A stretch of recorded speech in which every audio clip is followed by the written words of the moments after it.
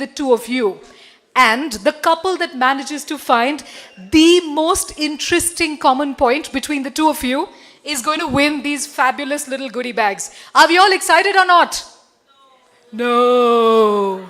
We don't want to find interesting things that we want to know about new people. Let's give it a shot. Should we? Yes or no?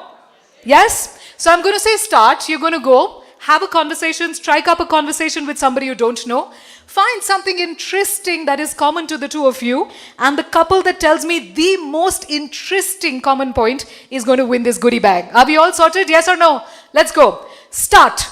Go find somebody. Stand up. Go find somebody you don't know at all. Up.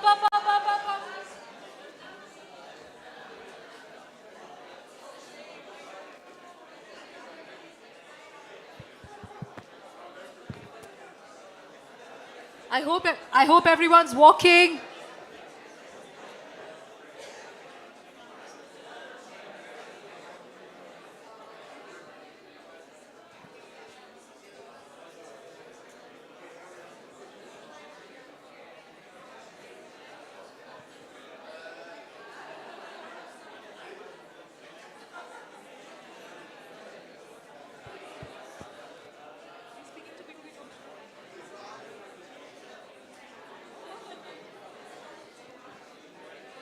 One minute left.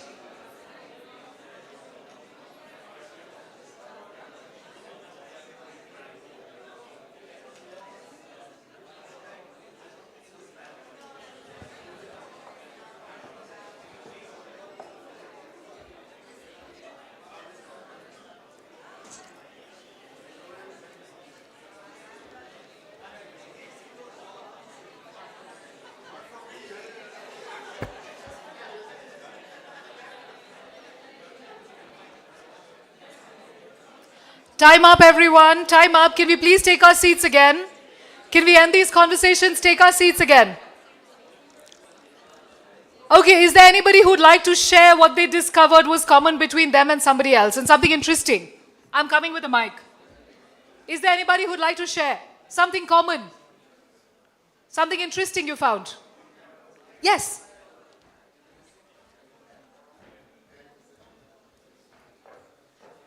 Yes. So I met Asma today for first time, and I found out that we have a common friend who is super tall, especially for Nepal, and you can spot him in any photograph. Doesn't matter how much in the back he is, and he's just there, I think, walking somewhere there. So the two of you have a tall common friend. Can anybody come up with something more interesting than a tall common friend?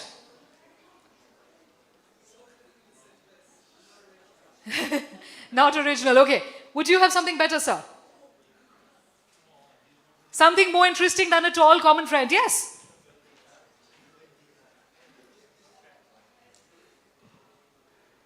I'm not sure about it's interesting or not, but I have met Eloise for first time. I understand she's from EIB, and the company I'm working for, Tractable, is giving a consulting services for one project called Tono, and they are the investor there. So, but we met for the first time. Okay. That's great. That's a great one. Anything else, anyone? So, investor and company that you're working with, tall common friend, anything else? Anyone else? Something interesting?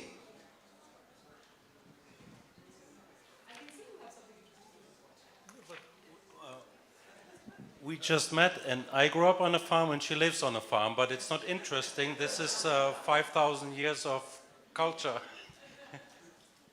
How many people here grew up on a farm? Let's raise your hands. 3, 4, 5. It is interesting. It's quite rare, actually. That's fabulous. Okay. Anything? Yes. So, we both love Finnish licorice. Now we're getting there. Anyone else? Anyone else? Does anyone have anything to report? Anything interesting?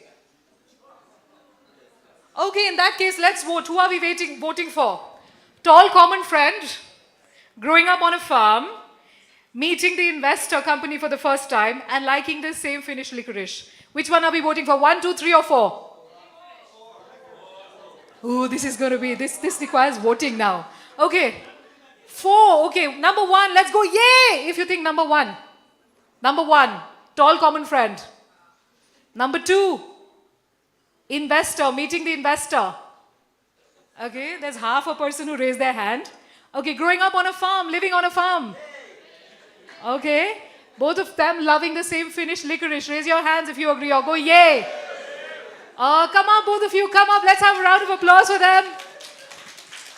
Let's have a big round of applause. This is fabulous.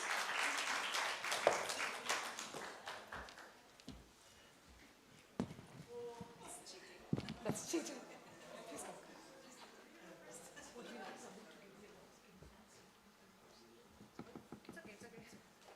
Please come. Thank you.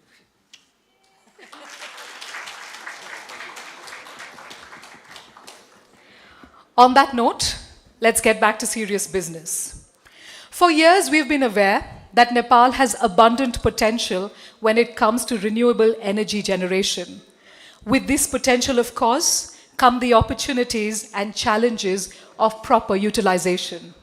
To talk about the growing demand, investment opportunities, and gaps in laws and policies, we have the following session entitled Opportunities in the Energy Sector.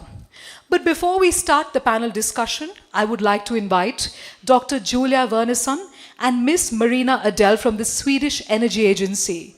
They'll be making a presentation on the topic, International Climate Cooperation between Sweden and Nepal under the Paris Agreement, realizing higher ambition through energy projects. Let's have a warm round of applause for Dr. Wernersson and Miss Adele, please.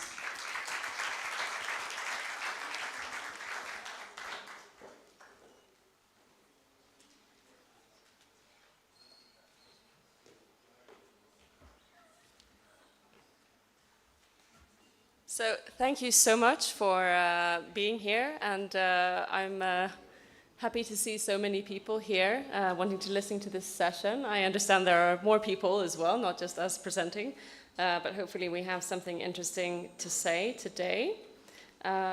We are waiting for a presentation from the technical team, but until then, maybe just some short introductions of ourselves. As was said, my name's Julia Wernersson, and I work together with Marina Adel at the Swedish Energy Agency. The Swedish Energy Agency works with many energy-related topics for the Swedish government, but one of the important topics is implementing Article 6 of the Paris Agreement, which is about emissions trading. So, Marina, would you like to present yourself shortly as well? Yes, hello everyone, very nice to have to bend my knees a bit. Very nice to see you all. So yes, I work with Julia. We work at the Unit for International Climate Cooperation at the Swedish Energy Agency. We have had an experience of over 20 years to work with CDM projects under the Kyoto Protocols, where we were involved in various programs, primarily in Asia, during the Kyoto Protocol time, in trading emission reductions. Now our work has shifted towards the Article 6 of the Paris Agreement, so all international trading of emission reductions is done through that framework, and we are happy to introduce a bit more insights for you about this type of cooperation that we are working with. Okay. Okay, so I'll take the first part of the presentation and then hand over to my colleague Marina. Sweden is a very early mover, I can say, to this crowd, particularly when it comes to implementing Article 6 of the Paris Agreement. As far as we know, we're the only EU country that's working to implement this, although we understand that our European colleagues are also interested. Perhaps we can take the next slide, or did you bring the clicker? Yeah?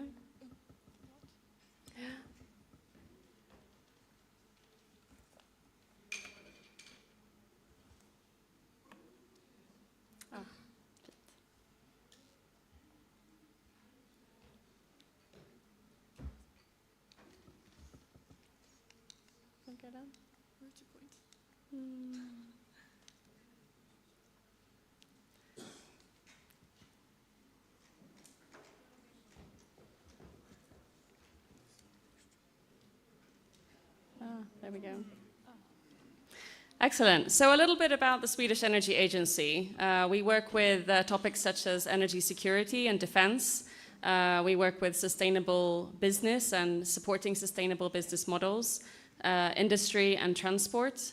We also work with energy policy, analysis, prognosis, scenarios, energy certification. We also provide state support to research and innovation in the energy sector. And of course also then emissions trading. So we are the unit working with also the EU ETS system, so the system that is internal for the European Union.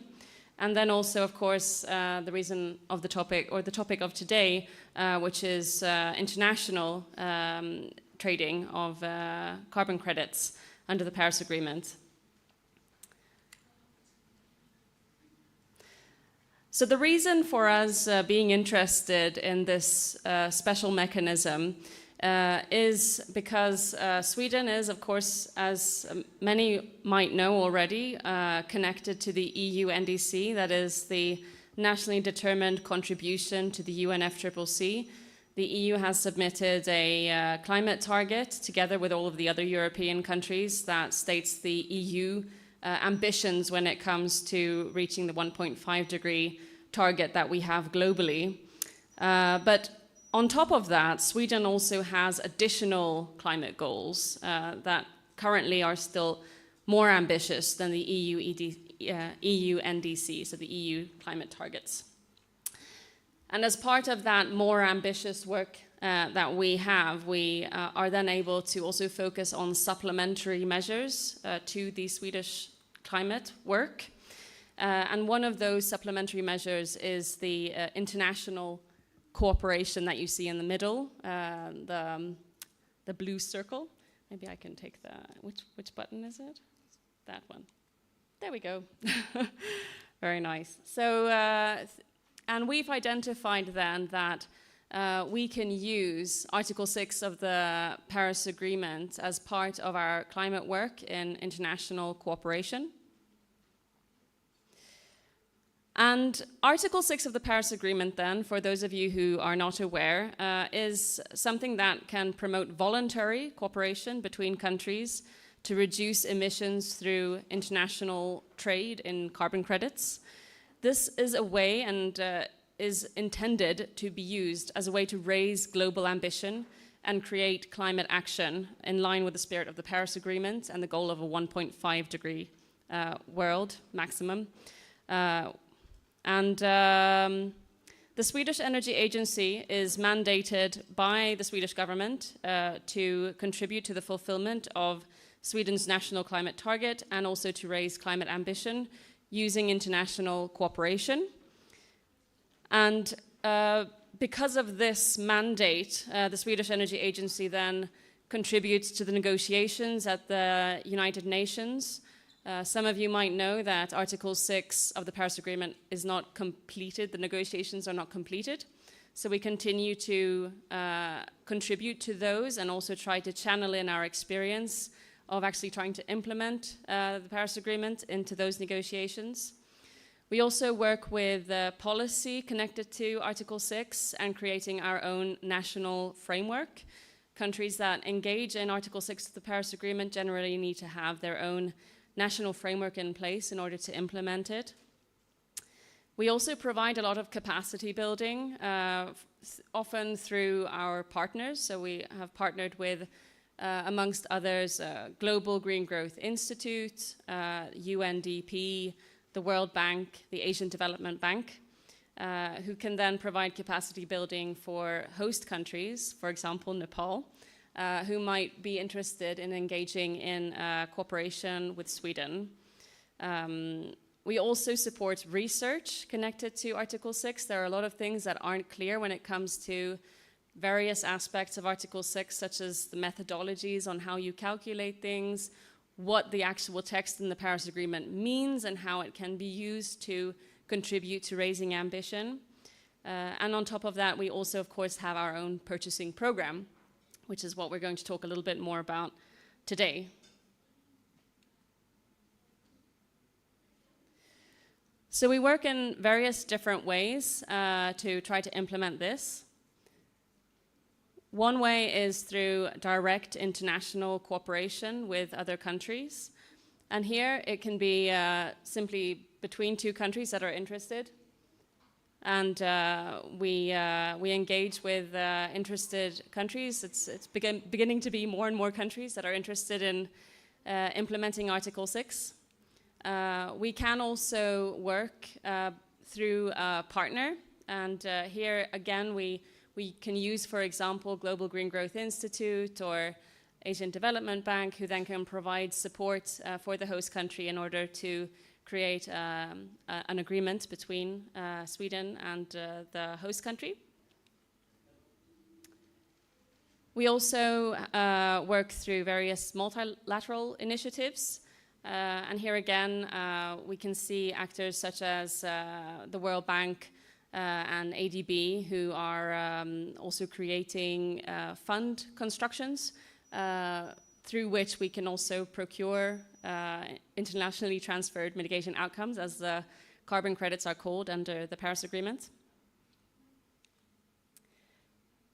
We've also noticed that Article 6 of the Paris Agreement does give a possibility for sovereigns to engage more with the voluntary carbon markets. So we are currently in a process where we're exploring exactly how that could work and how we could also channel efforts in the voluntary carbon market to also align to the Paris Agreement.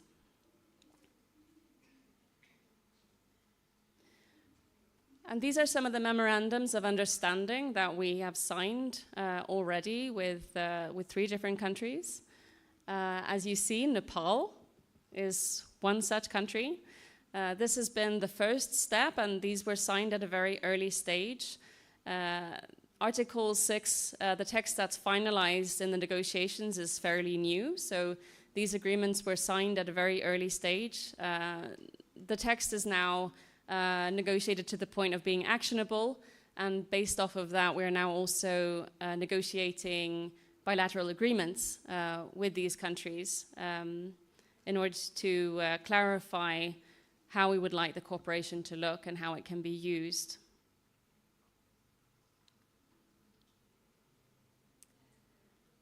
And this is a description of what the cooperation could look like. And this picture here is, I would say, quite specific to the Swedish Energy Agency. The Swedish Energy Agency has been mandated then to represent Sweden, and we are also purchasing credits for Sweden. So we're using the Swedish taxpayers' money to use this in order to implement these ambitious projects in other countries. And as such, we are both the host country, but we're also a buyer. Different countries have different setups when it comes to this. I think that at least in this piloting phase, that does simplify things a little bit, but hopefully this market will clarify, and it will be possible to have a number of different ways of approaching this. But the important thing that we at least have identified is that there is an agreement then between the host country and the buying country, the International Climate Cooperation Agreement, and this is a bilateral agreement clarifying how the cooperation can look and what the expectations are and how we continue to collaborate.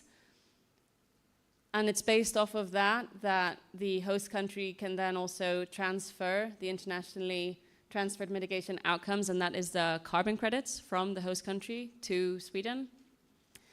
But that, of course, is also based on the fact that there are one or many purchase agreements as well. So under the umbrella of the International Climate Cooperation Agreement, we see that we could be supporting project proponents, one or many project proponents in the host country through these purchase agreements, and basically in layman's terms, support projects that they're ambitious and it's what the country wants, it's what Nepal wants to see in the country, but there's something missing to make it happen, to make it kick off the ground. So there's this agreement creates that extra channel of funding that will enable these projects to kick off the ground. So that's what we want to be seeing. We want to be seeing projects that continually push the bar on what can be done in Nepal when it comes to reaching their climate goals and overachieving on those. And with that, I'm going to hand over to the expert on procurement. I'll try this one. Yep. Hello, hello. Nope. Okay, yeah, so, yeah, like. Okay, so yes, like Julia mentioned, the mitigation outcome purchase agreements are the agreements that outline the contractual terms between us as a buyer and the project owner, project developer, which could be private entity. In some cases, it could be a public or semi-governmental entity, whoever is owning the mitigation activity project. And this purchase agreement enables flows of results-based carbon finance to the host country. So it goes through to the project developer for the mitigation, for the emission reductions that are generated through this activity.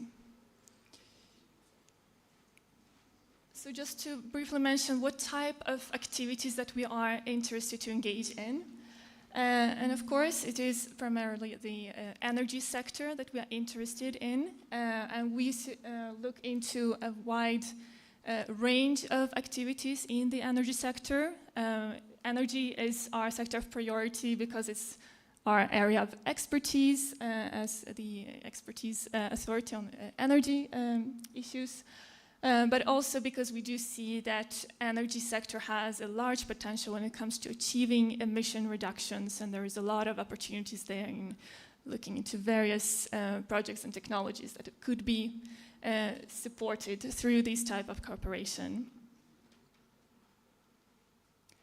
So yeah, quite wide range of activities, all from renewable energy to the transport to e-mobility, energy efficiency, in industries, the building sector, and so on. So it's quite a wide range of activities that we support. Next one. So just to quickly mention here, when we choose the activities that we want to engage in, we have a couple of criteria that we look into, and these are criteria primarily there that are outlined, supposed to be in line with the Paris Agreement rules. So we follow what is stated in that agreement. And all of these criteria are there just to ensure that the mitigation activities and the emission reductions that are generated are of the highest quality, and that we can really implement the best practice when it comes to these kind of collaboration. So high environmental integrity is of course important because we want to ensure that the mitigation activities, emission reductions that are generated are real, that they can be verifiable, that they are calculated in a conservative way, so we don't want to overestimate the potential of emission reductions achieved through the project, so we really want to have conservative calculations of the baseline and the potential of activity. We want to ensure that this activity is politically and financially additional to the host country. So it has to be in line with the policies of Nepal. For instance, it should be part of Nepal's conditional NDC and not part of the unconditional. We want to support activities that where Nepal really requires some additional international support rather than activities that Nepal can implement on their own through their own finances. Conservative calculations mentioned.